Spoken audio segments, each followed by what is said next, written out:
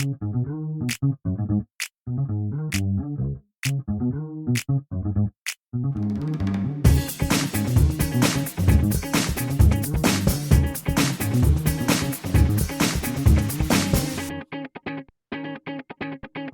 with another episode of Keeping Current with Kansas City. This is that bell from the Kansas City Soccer Journal, Daniel Sperry from the Kansas City Star.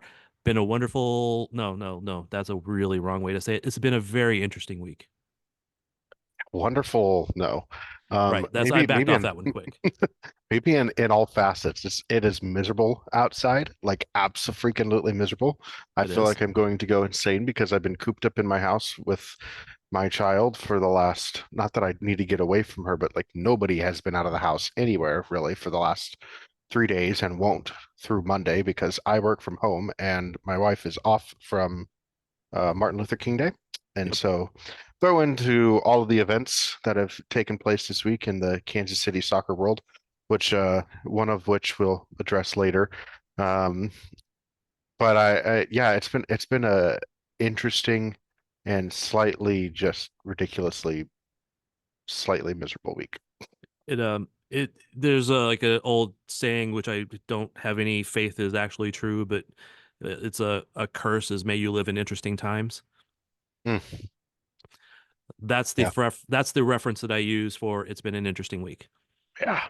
And yes, I hate the cold. I think I've mentioned that to you once or twice in my life. I hate the cold, and I've had to be out every dang day so far. My daughter's battery died. I had to go Oh, jump it, try to find a place to replace it because I didn't want to do it. No, anyway, long story, not hmm anybody else's problem. The interesting news from the Kansas City Current this week was the NWSL Draft. hmm They selected three players. And let's see, Ellie Wheeler, defender, Penn State, outside back, right back, could play some other spots, has been offensive in the past. And then two keepers, Hallie Makowitz and Hope Heisey. Hopefully, I'm saying that hmm reasonably close. I don't think that's what anybody would have expected from the last. From they only had three picks because of having traded away, and that's where we're at right now. What did I know? You talked to Vlaco beforehand. I talked to Vlaco beforehand. We both talked to him afterwards, along with Cammy. What hmm do you think? The honestly, the most surprising thing to me is actually the third goalkeeper, or the second goalkeeper, the third pick. Everything else to me, I think, made sense. Um, I felt like they needed depth at fullback, in general. I it, I didn't have room to put this in the story that I wrote earlier this week after kind of talking about the vision and all that stuff. But I asked Vlaco straight up, where do you see Haley Mace? And he told me a lot about how he views her strengths. Maybe those quotes I'll put in another article, in the coming weeks or so.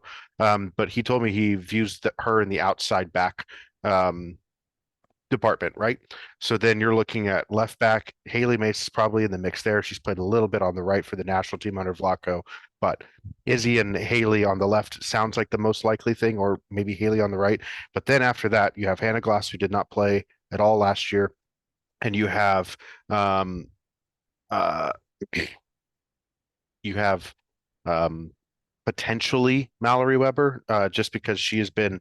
I don't see any way that she's not back with the team, considering the fact that she's a unrestricted free agent and is out doing like media PR appearances as a player for the team. So who knows what the contract situation is there, but very clearly it sounds like she's going to be around in Kansas City and maybe given another shot to try and come back from an ACL again. It'll be interesting to see what happens there. But like you're looking at right back, there's two other fullbacks on the roster that potentially on the roster that you have a giant like shoulder shrug of like, are they going to play? And so you need to get someone in there. So I figured a fullback was going to go. I figured a goalkeeper was going to go because I feel like if you were going to bring Cassie back, you already would have had that deal done before the draft. So then my And question was like, what do you do with the third one? Where is the gamble, the shot on somebody that you're trying to take in that fourth round draft pick, and to go with another goalkeeper just I think was incredibly confusing to me. Um, we can get into like what's left on the roster where they need to add, and I think we all know the one position that they do. But I don't think you're getting that with a fourth round draft pick. So it just seemed odd to me to take a gamble on a goalkeeper spot unless, my only thought is if Cassie's not back, you only have AD and another draft pick. You need to get another goalkeeper into camp and I guess you risk eight other teams potentially taking a goalkeeper that you wanted with their last pick of the draft. So I don't know. Curious why they made that second goalkeeper choice. As much as we asked, we got kind of the runaround on it. Try to ask at different angles and various ways about it. They wanted competition. If Cassie's not coming back and Jordan's still on loan, then they wouldn't have had three goalkeepers in camp. So I mean, I to me, maybe that's the only way that it makes sense. But still, just kind of a head scratcher with that final pick. But the other two, in my opinion, I feel like I saw them coming in some way, shape, or form within the draft. So yeah, Yeah, I didn't have any issue with the second pick with Wheeler. I know some people didn't rate her as highly as apparently Vlaco did, but Vlaco saw her with the U.S. youth system.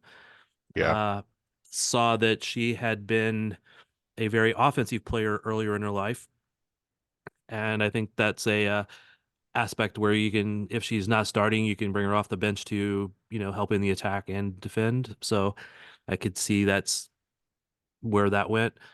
The keepers, again, some other people I saw didn't rate them as highly, but those people are not always right. hmm And I have no judgment really on them as far as the quality of them as keepers. hmm But I will say that I have heard that Cassie is gone, okay, and I believe they may have traded the rights to her, the restricted free agent rights or something, or signed her and then traded her or whatever they ended up doing. But I've heard that she's not coming back. Uh, again, I could be wrong, but I don't think I am. So I think that opened up that yes, you have AD. Silkowitz is on loan until April, and I think I heard the phrasing at least through April. yeah. Well, So I think if that would depend on like whatever their playoff system would right, be if Brisbane were to make it. I don't think they're going to pull her away from that. But go ahead. and right now Brisbane Roar don't look that good, but she's played 11 of their 11 games as I looked a couple days ago. So they played since then. Maybe it's 12. Yeah, Anyway, uh, she's a regular starter for them. She's playing a lot of minutes. I've heard pretty good things about her down there. I heard lots of good things last year from Lloyd Yoxley, yeah, and he was very confident on her being good. Haven't really had a chance to talk to the new keeper or Vlaco about her that much, so mhm. I don't know how they see her. But I do see her coming back and maybe competing for starting minutes. But yes, I think you want at least three keepers in camp. They kept saying four, but we think the reality is three. Yeah, and the other thing I'm going to point to is like the goalkeeper coach, who they have there, Rocky. So Rocky was the goalkeeper coach at OL Reign. And Yep. if you just kind of like look at the system that they have in place for how he did things and how he operated as a coach, um, he came in there and had Casey Murphy for a couple of years early on in her career, and Mashkevich, who or Mashewicz, whichever one. I'm gonna butcher that last name until I see the phonetic pronunciation guide for it. But she was in the U.S. Youth National Team, so was Casey Murphy. Murphy went abroad for a little bit, played with OL Reign in 2019 and 2020, and then moved to the Courage and turned into one of the better goalkeepers in the league in her time under Rocky. And so I feel like though once he had that and when you acquire Fallon Joyce as well, who eventually then takes over the starting spot at goalkeeper there in at OL Reign slash now Seattle Reign. By the way, the rebrand is phenomenal. Thank God it is no longer OL Reign because trying to explain to people who don't know global soccer what the heck OL is just Seattle. Thank God we're back on that. Um, Fallon Joyce, spent 3 years with the Reign. Um, she came up a little bit into the team in 2021. Um, replaces Barnhart, replaces Murphy. It feels like Rocky is the type of goalkeeper coach that wants a clear number one and a clear number two in development behind said number one. And part of his role originally prior to being with Seattle Reign and was being the goalkeeper development coach for Macedonia. He was in charge of all of the goalkeeper development over there. And so, I think developing and moving on is a goalkeeper and keeping that fluid development of it. I think is something that we'll continue to maybe see out of this goalkeeper room. Cassie's a number one, and she deserves to find a spot where she can start. I think there are plenty of places where she could start in this league. So I look forward to seeing where she does eventually land.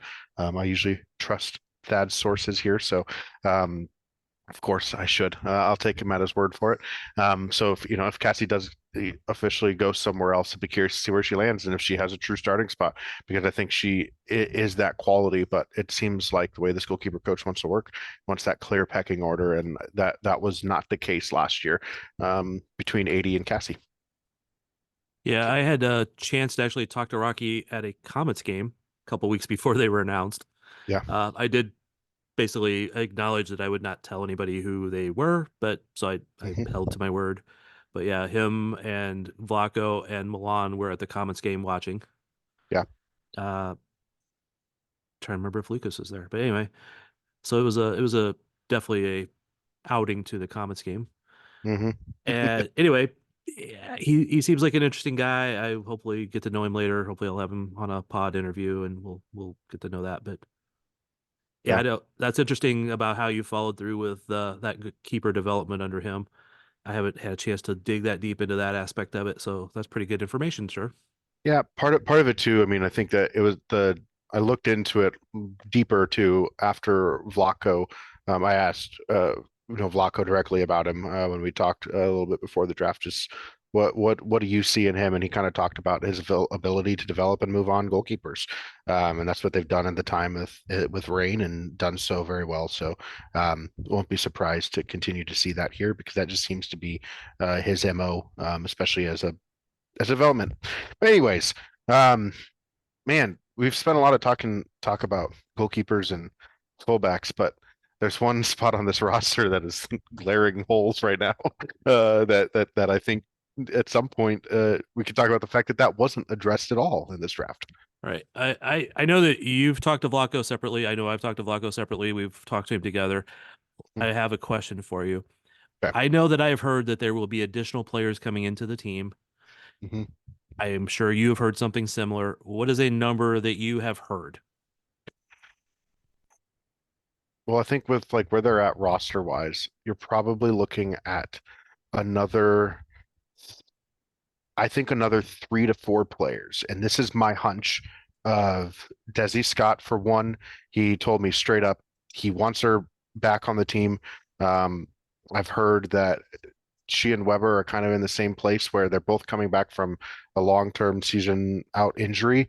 They both want to be back here, and it's kind of a head nod, like I wouldn't be surprised whenever the preseason roster is announced that they're on there, whether or not they have a contract signed with the team yet, and who knows whether or not those are signed. Because I asked Vlaco specifically about that position in the midfield, and I kind of asked like where are the Warriors, and he goes, he kind of mentioned that Desi Scott's there, and Morgan eventually was traded over the week. She was probably the most defensive-minded midfielder that was left on the roster. She goes to Orlando for the allocation slot that the current needed, and or international slot that the current needed, Yes. along with some allocation money to Orlando. Um, And it, I think, go ahead. it seemed very much that they paid Orlando to take her In a way, yes. more than Because just I in a don't way. think a player and yes, I mean, definitely. We'll see. I hope the best for Morgan. She's a little bit closer to home and family, growing up in Georgia and Atlanta area. So, hopefully, the move works out for her, and hopefully she finds some health can play. But at the moment, I didn't know about the Gautreau trade coming. But he mentioned that told me that they have an an American that has been playing abroad, coming into the team that he'd like to add. And then he mentioned another signing from within the league. Um, I can't look at anywhere else on this roster and think that they're not adding at least two or three more players in the midfield. Like I don't know what other there's no other position group to add a player at this point. And so I have a very good considering of the question that it was asked about it, and he talked to me about the additions that should be in the pipeline and are almost pretty close to being done, are there. I feel like that's kind of the direction that they're headed there. So I anticipate, especially the fact that they didn't draft anybody at that position, I anticipate that that's three of the next of their final maybe four or five signings that they could make probably going to be directly into that midfield role. I kind of hope so. I was going with the number of 3 to 5. So your 3 to 4 fits really right into what I was Yeah. understanding. I don't want to say I was Mhm. told, but I will say that's my understanding. Yeah. Uh, I just, and this is not a hint or anything like this in any way, shape, or form, but last time we talked, I think you had mentioned a free agent defensive midfielder that you thought would be a good fit. Was it the player from Angel City? Well, it was not the player from Angel City. It was actually Emily Van Egmond. Okay. But I since I was looking into the Danny Weatherholt thing, and that Angel City. I think both she and Angel City announced that they weren't going to come back together. You just kind of follow her playing time last year. Playing time dipped after Freya Coombe was fired, whereas Freya Coombe coaching now Kansas City Current. Um, Mentioned a signing within the league, a DM. Personally, I wouldn't be surprised if Danny Weatherholt's in the mix. I think that would be um, at least fits the profile of the kind of player that they're looking for in the middle there. So I'm curious to see if my hunch or if my crazy guess here comes to fruition. And it is definitely not an educated guess, just trying to draw lines that like the Yeah. was the meme with the guy on the board, and you could see all the string like pointing to different areas. That's me with this move here. But I think Danny Weatherholt would be a good fit here. I think also too another person that came to mind, I know doesn't sound like she's retired yet, but still is again kind of a veteran defensive midfield player that played on the national team would be Ali Long. She's a free agent. She played pretty well down the stretch for Gotham. So I'm curious to see if she's ready to go for one more year and wants to play under Vlaco. There's space here on the roster and playing time available at the moment. So we'll see. So I wouldn't be surprised if one of those two aren't in the mix for these acquisitions they're discussing. Nope. I would agree with both of those being at least potentials. I've the player from Angel City, I've heard her mentioned by fans and some other people speculating. That's the only reason I was kind of trying to remember. I couldn't remember who you had mentioned earlier, so that wasn't Yeah, really a hint that I know anything in that regard because I do not. yeah, Uh, yeah, I do. A player coming back to America or an international player, and that. So it's just gonna be a interesting, probably next couple weeks, I'd say.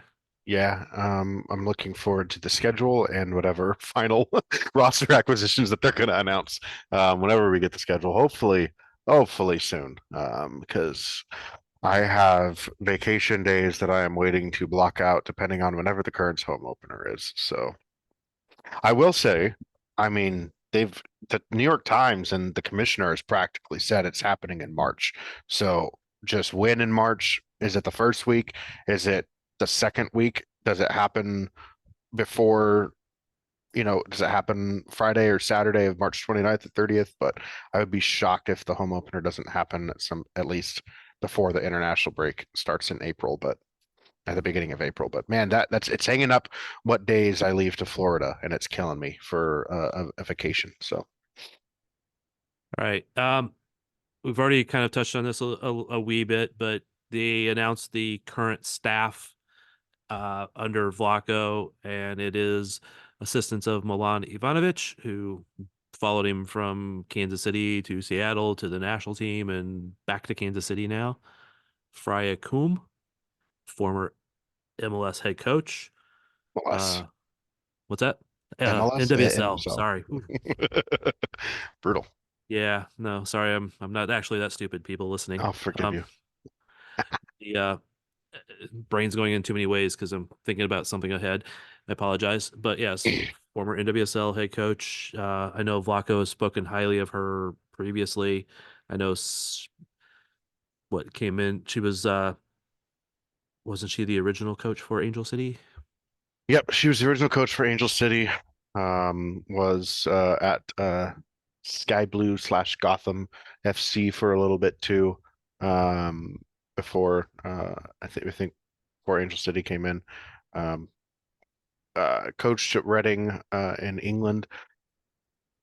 She was I when I talked with them for the article, really good to talk to her and just kind of get hear some of her opinions on the game. And uh, I think it's as Vlaco said, it's nice to have another head coach in the room, and someone that can challenge him, and say, well, what about doing it this way, and give him different solutions. There's a lot of familiarity in this staff with Vlaco already, and so kind of avoiding having a bunch of quote unquote yes men.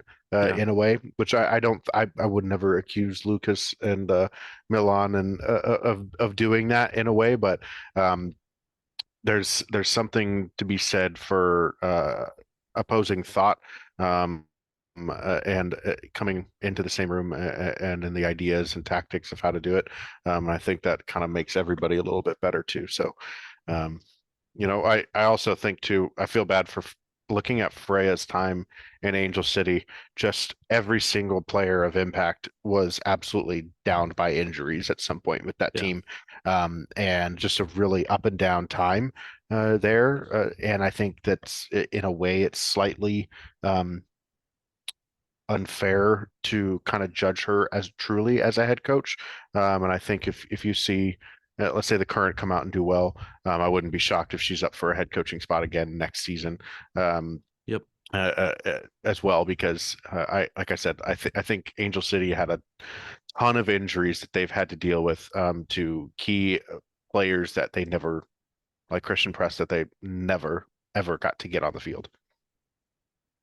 I think it's so irresponsible of owners to not give coaches 2 full years for an expansion team. Correct. And it though they struggle so much sometimes. And I just think it's a little bit unfair in that regard, but they don't listen to me in that. So yes, Milan, Freya, Lucas, and Rocky. Mm. We'll hopefully have more discussions with them and interviews, and I'm sure Lucas will be happy to go watch Messi at Arrowhead later this year. Oh, Yes. watch the current be playing away at that day. Yeah. That will be kind of Well, hilarious. hang on one second. Let me just Google the FIFA dates because I know that the international match calendar. I've been looking this up because I've been planning trips and stuff. Uh, so the international match calendar for women in FIFA is in 2024 has nope, it is April 1st through April 9th is the match calendar. So they very likely could be out of town that weekend. Who knows? Kind of funny. Sorry, Lucas. Anyway, we got through the coaches. We got through the draft picks. Was there any direct news from the current that we're missing? We talked about Timwa Chawinga last time. Hmm. All No, right. I think we've covered that. Okay. So next is a not specifically current topic. And I've already done one long pod on it this week and conversations and different articles and such forth and try to stay in the professional vein. But Sporting Kansas City announced the hiring of Gavin Wilkinson, formerly of Portland, whatever his title was, general manager, president, Yeah. general scumbag, whatever it was, over the Timbers and the Thorns. And I think many people know the stories behind Paul Riley and what he did to players, Hmm. what one of the Timbers players did. There's lots of things in there. There's plenty of stuff out there I don't have time to, and I don't really want to cover it in too much detail at this point. But it is just, um, I have to always say like because Daniel, you've given me crap before for being a fan of both of these teams, right? And I am. I do everything I can to always be completely objective in how I describe players, how I describe games. I try to maintain professionalism when I'm at everything as much as I can. Uh, so anyway, it's just very disappointing that they would hire him and just set such a, I don't know, bad bad precedent here, bad example, bad. Bad. Bad is just a very good word for it. Um, I don't know. It's frustrating to like to think about the fact that like there are current fans who are fans of both. We can't ignore the fact that No. in this city people love soccer, regardless of men or women, regardless of whether it's going to be at CPKC or Children's Mercy Park. People love soccer. People want to watch it, and there are fans of both teams. And I hate that Sporting Kansas City has put fans into this position where they have to if they want to be a fan of Sporting Kansas City, that they're going to have to uh, be the one they've almost put this on fans in a way too, as Sam McDowell put it for us to wrestle with the the seedy side of this, and this is just uh, I apologize. I don't know. I don't have anything to do with it, but I'm sorry to current fans that you have to deal with, the team across the town making this decision. And I think uh, it just kind of blows my mind that um, we even have to talk about this, and that like they even thought this was a good idea and followed through with it. This is there were what I think the report was that there was 13 candidates. What Jake or Thir what Michael had 13 or said, 14 candidates narrowed 14 down to candidates. three. They're down to three. And all along they had the opportunity to not include him as part of the candidates that they move forward based on this, and they actively chose the hardest path forward, the path that would alienate many fans.